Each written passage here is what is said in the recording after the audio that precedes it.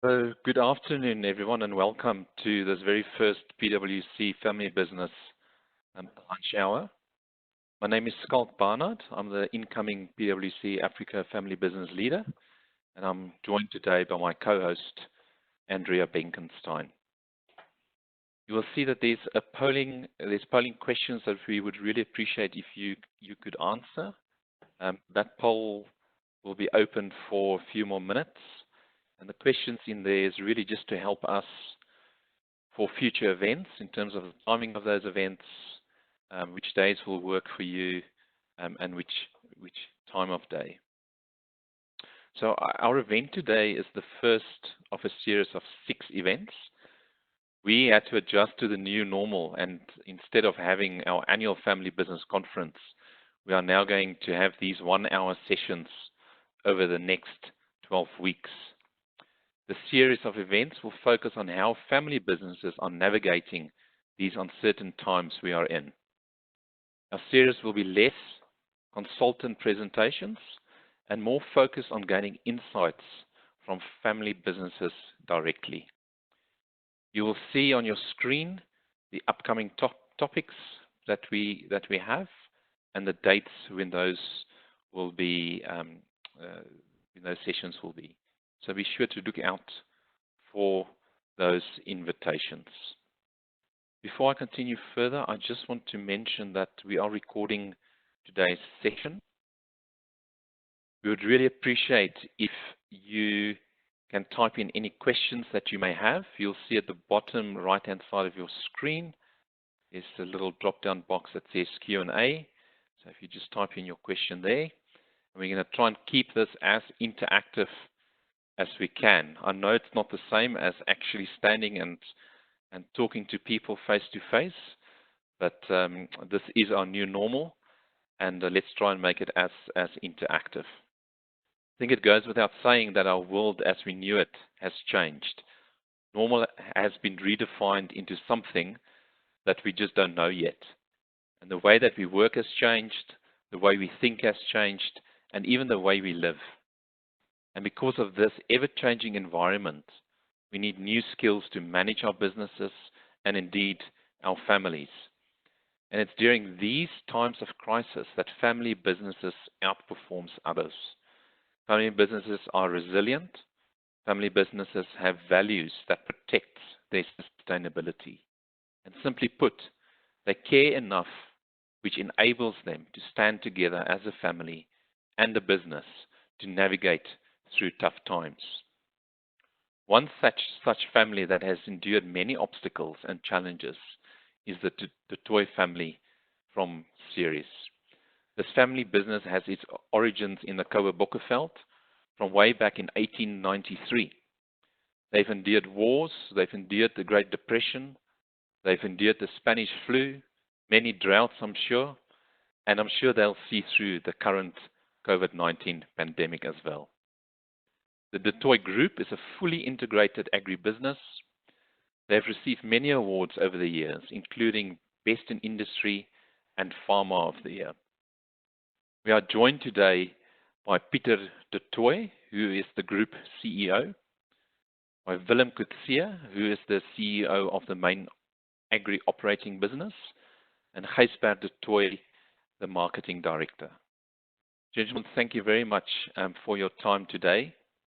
And thank you for being willing to share and giving our audience today some insights into how you as a business and family are navigating through this difficult time. So I'm going to hand over to Andrea, who's going to moderate our session. And as I said earlier on, please ask questions as we go by typing them in to the drop-down box at the bottom of your screen. Thank you, Andrea. Thank you, Schalk. It is such an amazing pleasure to be able to have this series, and thanks again to the Dutoit Group for allowing me to interview you. So, amid the COVID-19 pandemic, family business leaders are grappling with difficult workforce questions, like how can I help my people get through this? How can I ensure business continuity and employee productivity now that my team or some of my team members are working remotely? Then how can I protect my frontline employees who might still need to come into the workplace? And how do I manage personnel costs without losing talented people who I may need in the future? Then how do I keep my employees engaged, motivated, and connected throughout the business disruption and recovery? So to help determine the answers, family business leaders should carefully and continually assess the changing conditions in the industry and the economy, as well as consider their people's concerns and well-being. They also need empathy and emotional intelligence as employees are turning to them for guidance now more than ever. But also, and also then how to respond can affect now how the employees manage in the situation and of their recovery in the future. May even affect your reputation as a family business, as the way you treat your employees is important to many stakeholders, including shareholders, clients, and consumers. But first, before we dive into the details, I would like to understand what your journey has been like so far. So Pieter, if you can start and tell us how these couple of weeks have been treating you.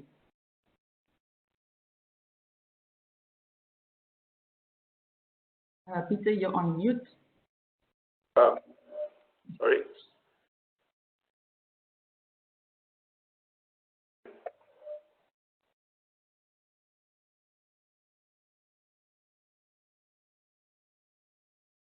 Hello, can you hear me? Yes. Okay. Hello, Andrea, Schalk. Okay, there we are. Thanks for inviting us, for me and my two colleagues, Willem and Gysbert, to share some of our experiences on the journey thus far. Just to give a little bit of context, you know, the Dutoit Group is a diversified group, so we have many operating companies, and they have all different situations.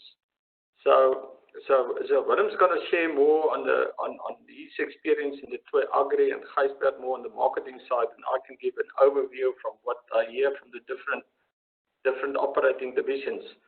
But to start off with, when this shock hit us, it was a huge challenge for management. I would just state that right from the beginning, and we're still in it, but we're better now.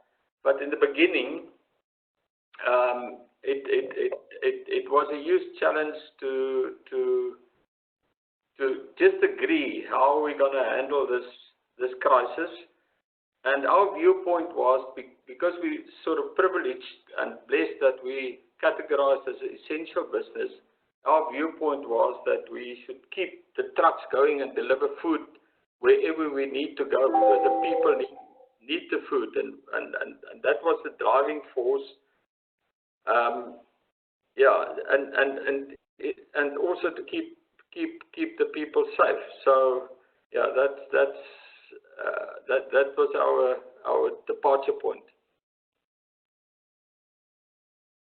Right. And for you personally, how has the past 2 months been? Very, very uncertain, and I was like swinging from viewpoints and swinging from mood points. So it was a difficult time, because in a sense we need to give leadership and we need to give guidance, but we also need to be honest that we don't know. And for me as a leader of the team to declare to the people that I actually don't know what's going to happen was quite a challenge. Yeah, sure. And for Gysbert, for you?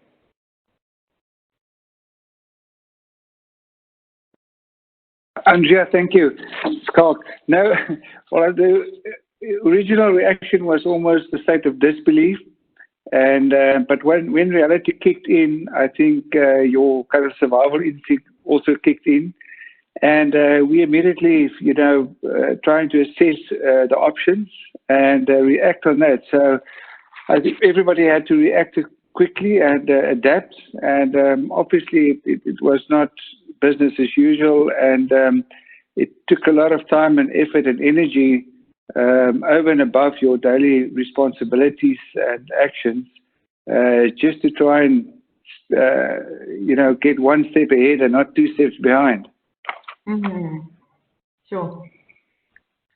And Willem, what would you say was the initial concerns and challenges versus now?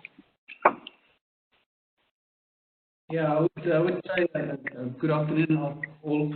Andrea, I would say just managing all the uncertainty. You know, initially it was very uncertain. None of us actually knew what to do day 1, 2, and 3. But luckily, like Pieter mentioned, the management team, they took charge of this. And as a team, we made sure that we got everything in place, all the regulations. You know, it's very difficult to make sure that the regulations are implemented because they changed at one stage. Currently, I think the business is stable and it's almost become second nature to implement and to make sure that many of the regulations and rules are still adhered to. Yeah, sure. So, like you said, this situation continues to evolve. We would like to touch on 3 different points, some workforce issues we've seen as priorities. So the first one being the health and well-being of employees. So protecting your employees' physical and emotional well-being is paramount, especially given the pace of change as the pandemic unfolds. So new challenges are emerging almost daily, from a growing number of stay-at-home orders to shifting social distancing guidelines, to changes in border controls and travel advisories. So this impact of these constant changes and uncertainty is causing a lot of anxiety amongst employees, not least the financial impact of some, but also the emotional stress associated with job security and other family issues such as their children's well-being. This uncertainty means family businesses should continually revisit and adapt their approach for helping to support their people's health and well-being, especially as those needs may change as the situation evolves. So now flexibility and empathy will be key. Though everyone is experiencing this crisis, they're not experiencing it in the same way. And since most large family businesses may not have a viable way to recognize each employee's circumstances, you may not know what each person is facing unless you create a means for them to communicate with you. So what have you put in place to firstly monitor your employees' and families' well-being, and secondly, have you done anything in addition what is required to secure their health and safety? Yeah, I think, like I said, the main thing was to manage all the uncertainty and the emotions of the people. You know, when we actually had our first 1 or 2 cases in the business, we experienced that the first thing that you have to do is communicate, and you have to communicate clearly. Although, like Peter said, it's difficult to communicate certainty in a time of uncertainty. We had to make sure that the people realize that the employers doing anything or everything that we need to do to make sure that they stay safe. Also, just to bring in calmness and to make sure that they need to also realize that they add value in the economy. So to start off with, I think communication was very important in our case. We started with small groups of communicating on a daily basis, not only on the senior levels, but also on the staff on the ground level, you could state it. And that added a lot of value. Also, we implemented the SMS system where if we needed to communicate quickly and the high speed, we sent the SMS company-wide. We've got about 8,500 people in the company, so that in itself is a challenge. But yeah, that added a lot of value. And just on physical measures that we implemented is on, luckily, because we are in food and fresh fruit, we are in a mode that we need to look after the people's health and safety during packing and during harvesting in any case. But we implemented measures. As of from day 2, we already implemented things like masks. Wearing the masks we made compulsory in the business, and though it wasn't compulsory in the rest of the country, you know, it created awareness amongst the people, and it also created a positive feel because people saw that the employer is actually caring for them and doing more than what we normally should have done according to the regulations. Sure, yeah, that's amazing. So would you think that some of these will remain after the lockdown? Yeah, other things maybe that we've done is, you know, hand sanitizing, etc., which is part of the regulations. We've implemented roaming sanitizers in our operations, so that it's much easier for the people to wash their hands. And I think that's one of the things that we will actually keep on doing. Then, you know, working from home, in many cases, that is something that we are also considering in specific areas to continue with. But specifically washing and sanitizing, that's normal things that we've done the last 150 plus years in the business. It's only now we realize the importance of it. So I think, you know, this whole crisis has actually emphasized the importance of personal hygiene as well. And have you considered providing people with ways to share their personal situations and challenges if they choose, so that they can get support they may need? Yeah, we've got a, you know, like I said, we broke down the communication onto quite low levels. So we made sure that the people knew that they could talk to the supervisor or the colleagues and in a team go to the supervisor if there was any uncertainties, that we managed it there. And we also gave training sessions led by outside companies, where they were also given the opportunity to share if they wanted to. Okay, wonderful. And would you say these plans are all in line with your values? Yeah, you know, our values are very important for us as a business, and obviously it's very important to live the values and not only just to have it somewhere up on a board. So, you know, our values, human dignity, for instance, are one of them, and the importance of people in our business in this case was really brought out. I have to say, although I'm not part of the family itself, we are a family business, and the people inside the family business are family and non-family, but we all work together as one big family. So yes, the values would definitely live during this stage. So as you said, communicating effectively is a very big priority, and I feel like you can't actually communicate enough during these times. You would actually ever navigate the line between complete transparency and honesty and then inciting fear, so and not being too alarming. So aiming for honest and frequent communication that underscores strength and sense of purpose helps.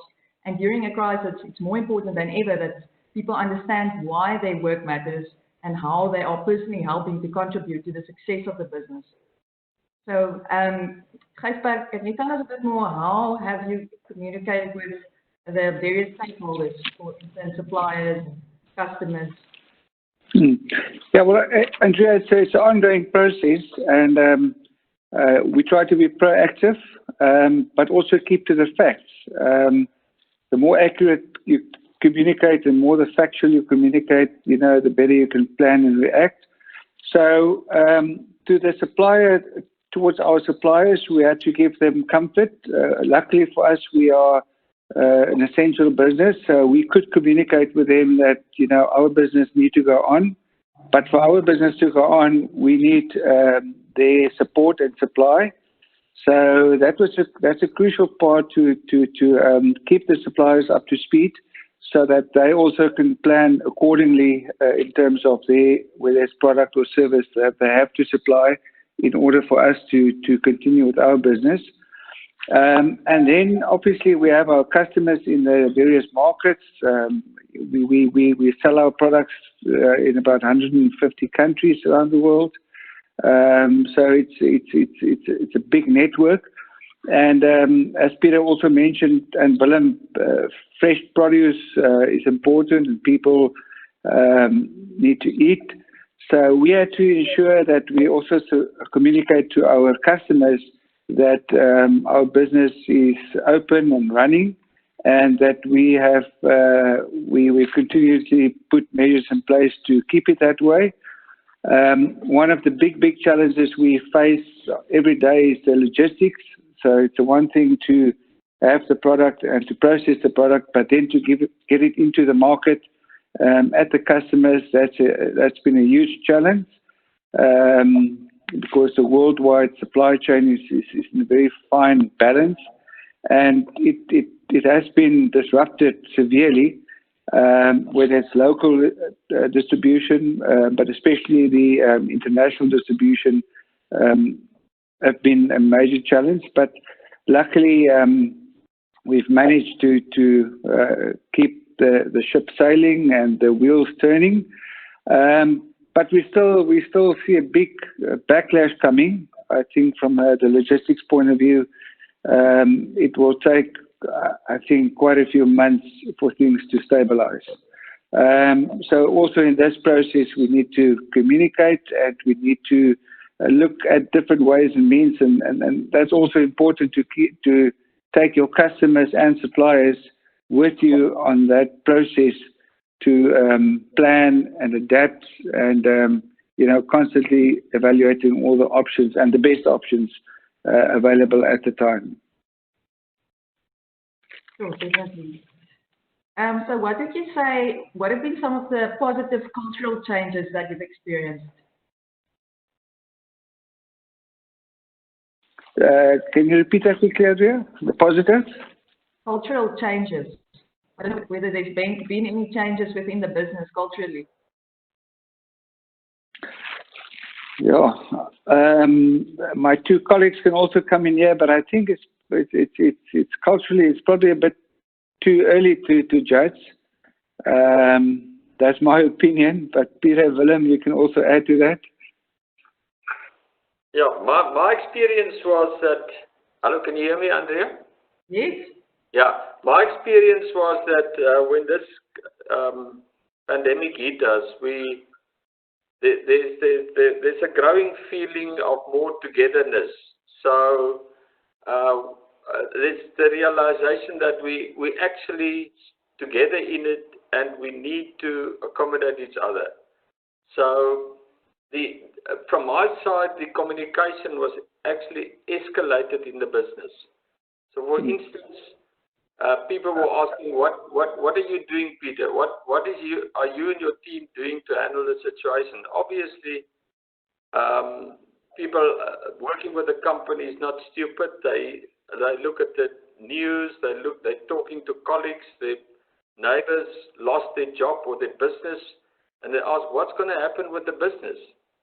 And then we need to answer. So I decided to put out a weekly newsletter, or let's call it the email, to all the people in the company and tell them what's happening at the top. So from a cultural point of view, it was actually a binding experience from my point of view. And also honesty, we had in the old system before we worked now on the new system. I think there was a lot of layers, and now we cut through the layers. You can see and you talk to people right down to in the organization. But Willem, what was your experience from a cultural point of view? Yes, I can add on that, Pieter. The feeling of togetherness that we are all in this. Also, some pride, I think, came out of this. We as a business are part of a bigger scheme that feeds the world currently, and it also adds value to 8,500 of people's lives, still contributing to the economy. And then another one that was trust. I think in trust and transparency, which you also mentioned, that we had to currently also, we have to trust each other much more, and you have to believe in your people. In many cases, people are working from home, and then you need to trust them, make sure that they deliver. And also the challenge for the manager. I mean, the manager is now because we took a decision right at the beginning of the pandemic when there was a lot of uncertainty. So we're going to stay open. We're going to stay open. We try to make a safe working place. But now the manager needs to implement this. And it's not necessarily that he agrees with this decision. You need to convince him and buy in. Because the company cannot operate with the managers then losing trust and they want to stay at home. And we must be realistic that there's always an element that I wouldn't say describe it as laziness, but use the opportunity of this situation to rather stay at home to come to work. So we need to agree as a team that we're gonna serve. We're gonna do the job. We're gonna let the trucks go out and get the food out to the people. Yeah. Yeah, maybe if I can add one more thing, I think also if you look at the management in general, but also on all levels down to the worker level, I think there's also a lot of appreciation to be able to work and thankfulness, if you can call it that, because as was mentioned earlier, there's a lot of neighbors that possibly were not in the same position as we are, and I think it also unlocks a lot of energy, and I think the feeling I get is that people are really putting in the extra effort, whether it's physical time or just hard work and focus and effort to also contribute to to get through this phase and to stabilize and maintain the business going on. So thank you for that. That's very insightful. And it must be a great feeling to be able to be part of that and the togetherness and adding value. So Pieter, was there any difficult decisions that you have to communicate during this time? Yeah, as I mentioned, Andrea, the most difficult decision for me was that we want to be positive and say, look, we're going to handle the situation, but we must also be honest and say that, look, we don't know what's going to happen next. So one of the most difficult decisions, and it's still a big challenge, is whilst we keep the operations at the 90% plus level in the organization, we need to prepare for the worst storm that can hit us. So from a cash flow point of view, we had to postpone all our capex projects. Now you would realize, and people in family businesses that's growth oriented realize, if you tell a go-getter manager that we're not going to carry on with this project back, it's quite a difficult sell for a motivated and a go-getter manager to say, look, we're not going to carry on with this project. So the capex freeze was a difficult thing, and the other difficult decision which we needed to implement is to get all the people realistic about the uncertainty about the future, and they must, on a personal level, they must prepare for the worst. And that's also very difficult to implement. Sure. Very interesting. So for many employees, the COVID crisis has disrupted the way they work and even the way where they work. So it's critical, however, that the work still gets done.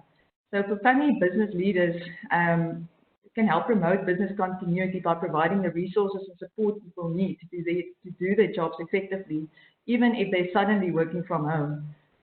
They can also help by creating new ways for people to connect to each other, feel engaged and inspired in new ways, which are important to boosting morale and productivity. Nimesh, if you can perhaps open the poll, it will be interesting to see from the audience what they have experienced during this time.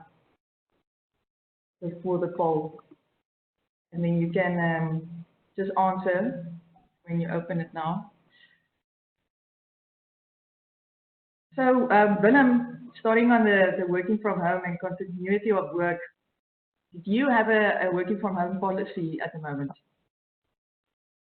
Yeah, we had to implement something, and it was specifically aimed at our key staff and also at the admin people, because the nature of our business is much more operational. So it didn't affect us that much, but the 2 to 5% of the people that works on admin, we did implement a work from home policy. We obviously had to prepare for that by supplying the technology and the data, etc.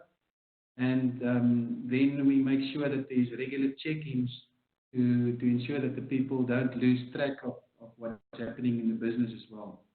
To myself, I also tried it out once or twice, but thank goodness there's things like offices as well, because I think it is a challenge to work from home when the kids are running around some days. Those are the tea times, because I don't have tea times at work, but at home I seem to have tea time.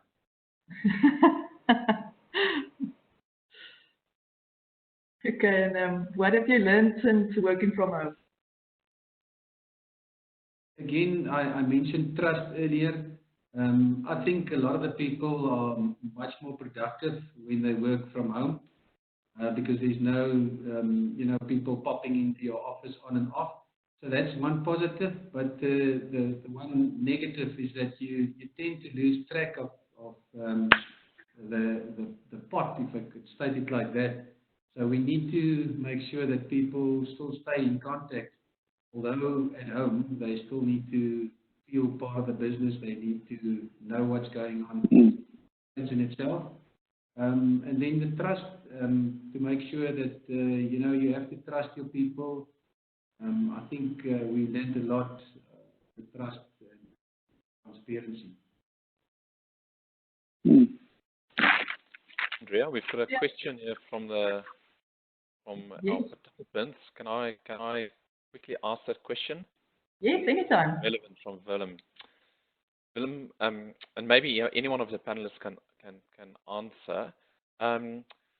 This question, the gentleman that's asked the question wants to know whether you've provided any support to parents who now suddenly had small children that were and who are still at home, cannot go to school.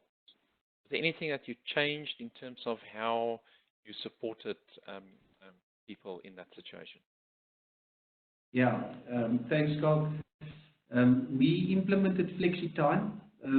So in many cases, like the person explained, the people or the kids are at home, and maybe dad is working, but the mom is also working. So we implemented obviously the work from home policy, but then also some flexi time to make sure that where school teaching etc. is needed, that we can accommodate that. Currently, we are looking at rotating. So if both parents are working with the new level 3 that is implemented from Monday, that at least we can rotate, parents offices that they need to go to. Thank you, Willem. And then there's another question around whether I'm just trying to get to the gist of this. So, let me first ask: have you had to make any people redundant or send any people on unpaid leave during this time? And if so, if you've claimed any of the incentives from government, such as UIF, how are you treating those individuals that are on unpaid leave? Because obviously, it will have quite a significant impact on them financially. I'm not sure whether that was something that you had to do. Yeah, we were in the lucky position that we didn't have to lay off people during this time. So I don't unfortunately have any experience with that. Although, in many cases when you have your first positive case or second positive, then you have to send people into quarantine because they've had a specific person, and then we make use of the government's UIF claim procedure. I know initially there was a lot of issues with the system. We make use of it, and it tends to work. Thank you, Andrea. Those are all the questions we have at the moment. I see the polling is on again, so you can complete it within the next 2 to 3 minutes for everybody on the call. I think we can get a bit of your feedback as well. So Pieter, have you learned any new habits during since working from home? Yes, Andrea. The first working from home or working with meetings over the internet instead of physical meetings, I found it in most of the cases on the internet was actually very productive, and it's also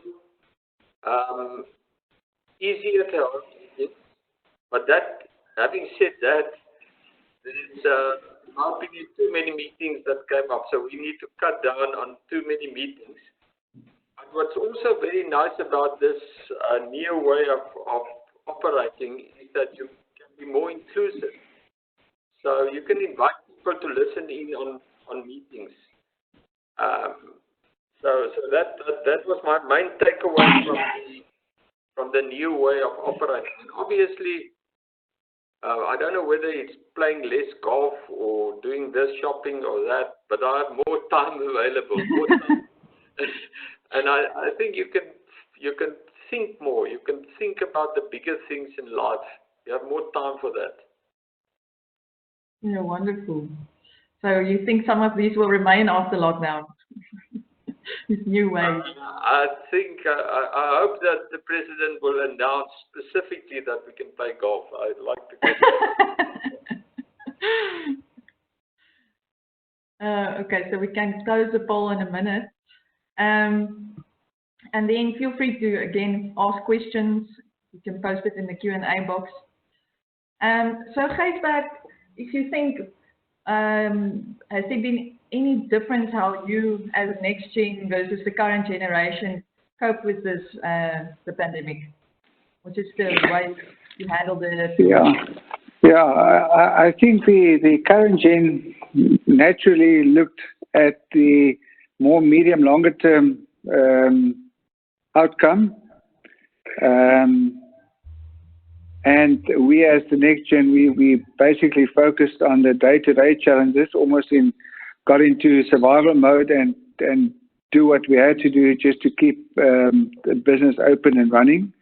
But as things settled down, I think we created enough room so that we can together evaluate the current situation, but also try to preempt how this affects the effect on the medium longer term, what effect it will have, and how we will have to reposition our business to accommodate that. Yeah. And Pieter, from your perspective? Yeah, I think that we are now preparing for our strategic session, and we decided to go on with it, although I don't think we've got big strategic decisions in the middle of the storm. But we are now seriously looking at the core of the business to define what is the DNA of the family and what is core and what is non-core. Because what we've learned from this experience is that our business is not as rigid and rugged as it seems to be. There's a lot of weak spots in the business, and we need to build stronger businesses. And how are we gonna change the business to make it more sustainable on the long term. And for that we need to visit redefine our core. What is core? That was the biggest change. Okay, very interesting. did you have to make any additional investments in infrastructure or during this time?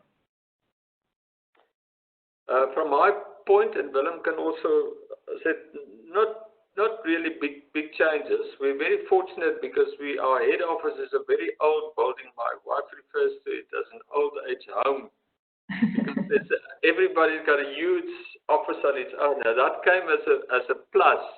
We haven't got big open offices, but what we had to invest. We had to buy a lot of laptops and upgrade those that the people can work from remotely. But for that, apart from that, not big expenses now. Okay. And has the current pandemic influenced your leadership style? So all of you can answer, as you are all leaders. Yeah, I would kick off and say, to me, the pragmatic side of leadership came through. That you first of all need to do what is required today and survive. So that survival type of leadership, and also to both think long term and short term. More operational, and the other side of leadership is patience. To introduce patience as a virtue, that you, because of these uncertainties, you need to slow down and think a bit. Yeah. Willem, Gysbert, do you want to add? Yeah, for me in my position, I just realized again the importance of communication. And I think Pieter mentioned it at his very first sentence, you know, authentic communication, communicating in a way that people also realize that the pandemic is, you know, all of us. It doesn't choose specific people. So that is important to know that, you know, that communicate authentically, that we communicate regularly, and then also, you know, just the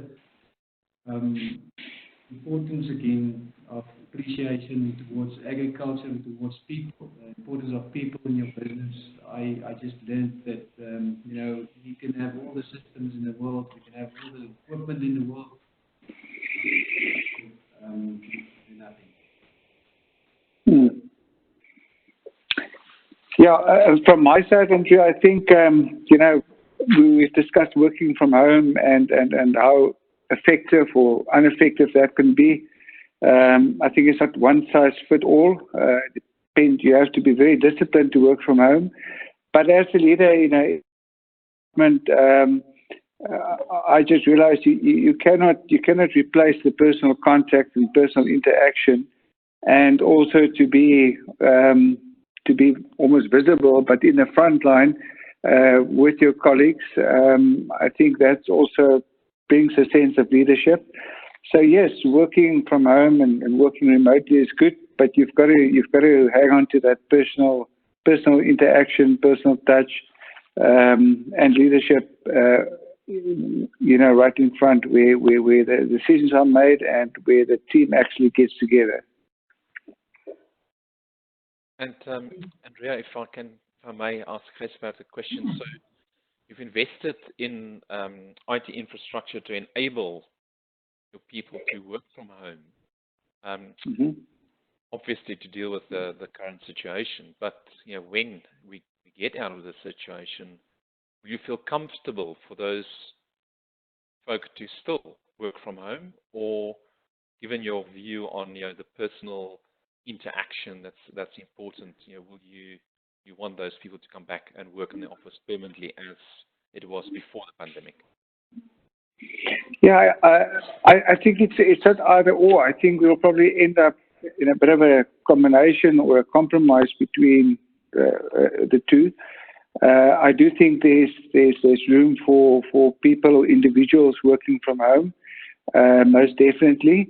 But you know, a lot of people that have been working from home, is actually anxious to get back to work and get back to their working routine in an office environment. So I think it will be a compromise between the old way of every day in the office, fixed hours, to more on an individual level, possibly doing work from home at a certain given time or during a certain stage or phase of the season or financial year. So we have another question from the attendees. So the question is, has the pandemic forced your business to implement changes or procedures that have been beneficial to your business that you will keep post-COVID-19? Maybe Pieter, you can kick off and then the rest can add.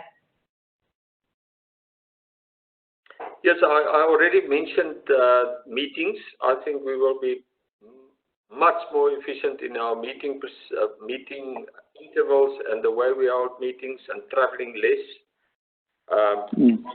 But also in the workplace, and I want to invite Willem to maybe add to you or take you through the procedure that we went to agree standard procedure in the fact on the factories and on the farms. Maybe you can talk us through that, Willem.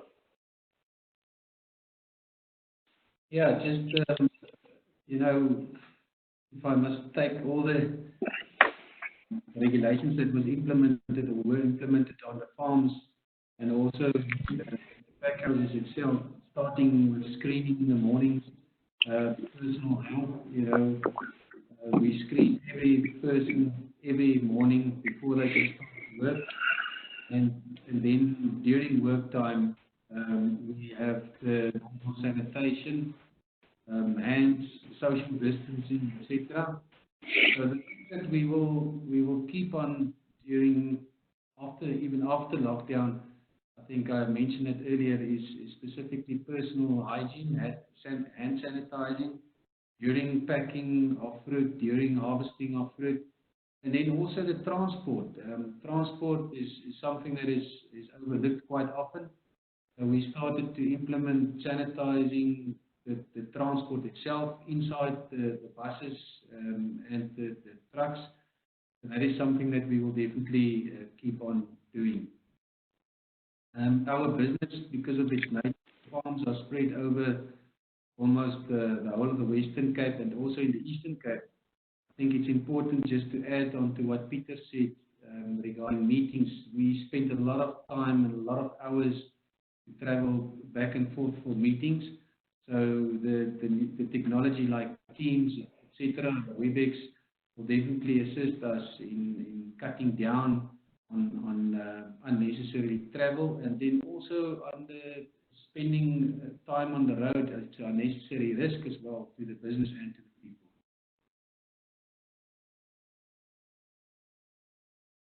Yes, definitely.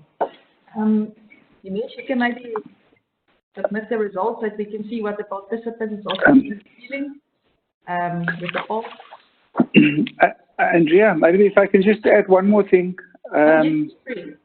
Yes, I think the one thing that also came through the importance and influence of IT and how we became dependent on IT, whether it's hardware, software, systems and reporting. I think because we were remote and we realized the importance of IT and good systems, and I think that's something that we will probably have better focus on going forward, is to make sure that we have all of that in place to support the business. Right. So we can see from the participants that they see what's the best aspect of working from home. So spending time with their family. Then the next one, what was the worst aspect so far of working from home? And so not seeing my friends and colleagues. So that is linking to what you said, Gysbert. Human interaction. Then the next one was who takes on more duties between you and your partner, and then that is a great answer. They said both of us split it equally or duties respectively. So that is great. Mesh, you can actually start the next poll again. So if anybody still has any questions, we have about 2-3 minutes left before we wrap up.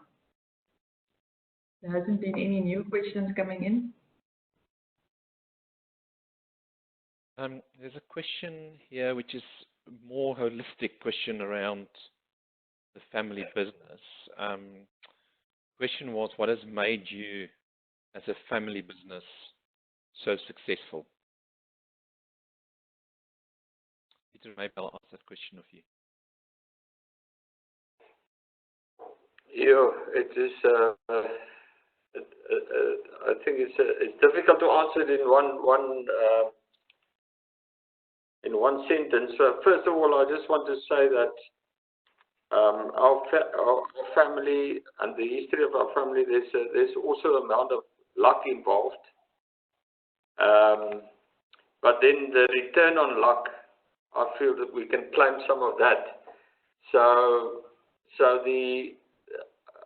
I think the one big thing about the family, one big decision was that the family will work together. So if you take over such a long period, and I'm now 4th generation, the decision is to working together.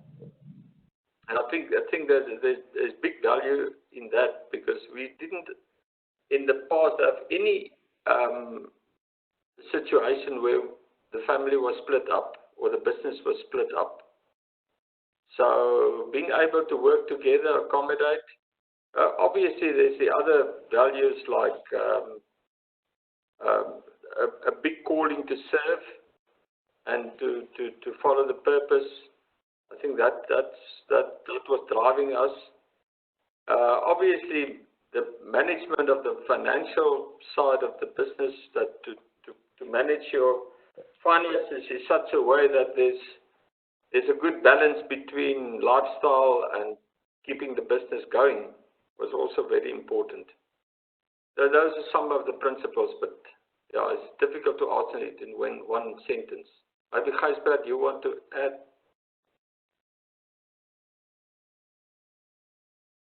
Peter, you can probably also mention that, in the 4th generation, as you mentioned, also myself, and as we speak, we are now busy with a formal family charter to actually develop one, because our family is getting bigger and the base is getting much broader. It will become more and more difficult to keep the family happy, so to speak. So I think the next phase of the family business is to define the future rules, and hopefully the family charter will help us to clarify and agree to that. So we have some more questions coming in. So this one is, as management, you have access to abundance of information about the virus and its effect in South Africa and the rest of the world. For others, it's purely a virus which is known to kill many people worldwide. So how do you as a management team deal with the employee paranoia?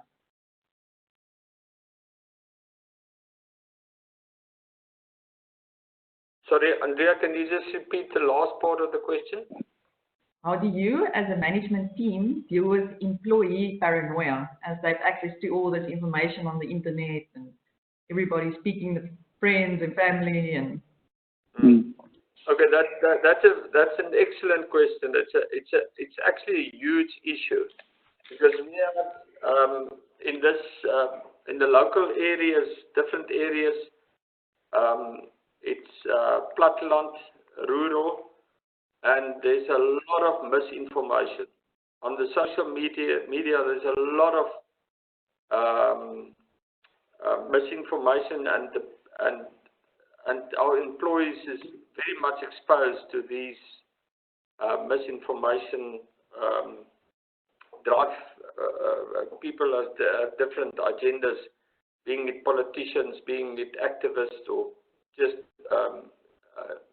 unions, and so forth. So our strategy was to communicate the facts as clearly as possible, and some of the facts is is difficult to interpret, because even on the television, and even Donald Trump, and even the leaders in other worlds get the facts wrong. So we wanted to take a simple position, give the people simple facts through that we can trust. So but it's a huge challenge to communicate the right information. Willem, do you want to add to that? We've got as Willem mentioned, we've got the SMS system, and we also got a formal communication to the management, and we try to give them correct information.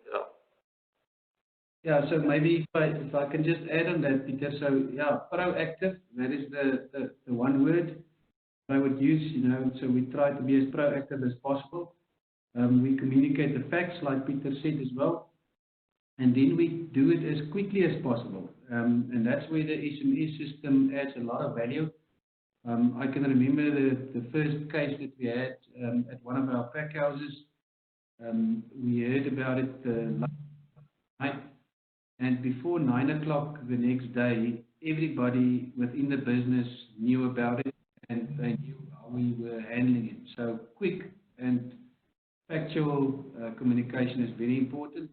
Then also what we do, we, as much as possible, we communicate personally as well. So in smaller teams where it's possible, the manager will speak to the people directly. That happens on a daily basis, and that adds a lot of value to make sure that the people get the real facts. So, maybe just to add to Willem, I think the fact that most of the people that have tested positive in the business are already back at work, that also creates a bit of calmness to the workforce. Unfortunately, we haven't lost anyone. So I think that's also a positive sign for the people in the business. Yes, definitely. So we actually, our time has run out, but we have 2 more questions. Is it okay if I ask you these questions? Yep.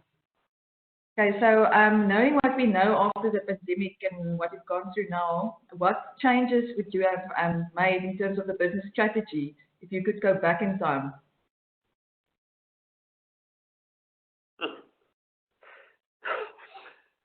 I can say honestly, I've asked myself that question, and obviously a fictitious one, and even Warren Buffett mentioned that last year on his summit he had 18,000 people there, and not one of them stood up and say anything about pandemic that's going to hit us.